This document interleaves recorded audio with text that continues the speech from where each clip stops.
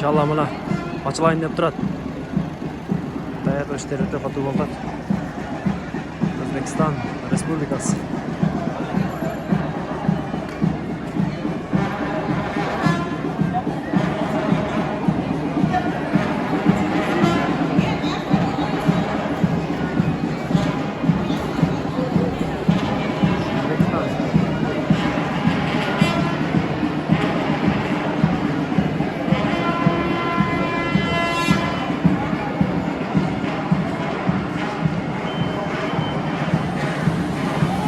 İnşallah dasturxonlar bilen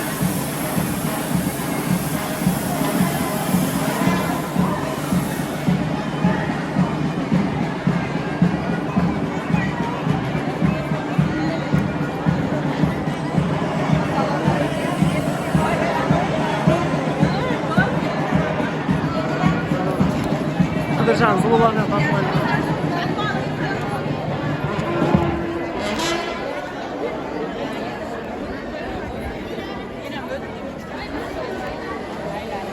Vai turgu aylan aylan.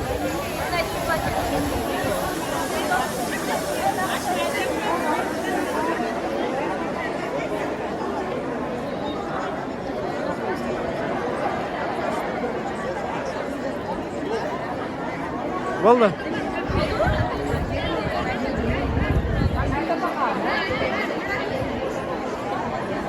İnşallah. Hayırlı işleri bol olsun.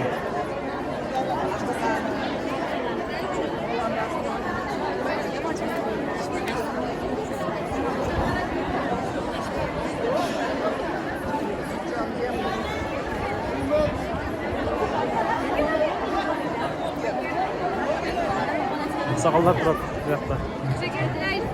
Yaxşı özün. Sakallar. Adashanda sakalları. Her bir ayıldan kelgen aksakallar mana O'zbekistonda. Uşul жерде жашаган, Qanobatda жашаган. Her bir ayıldan kelgen aksakallar. Şu aksakallar. Hazır. Açıladi inşallah.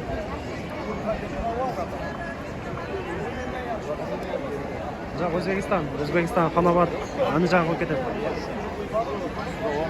Sol joyga ketsangizlar, Qidirshanga borasizlar.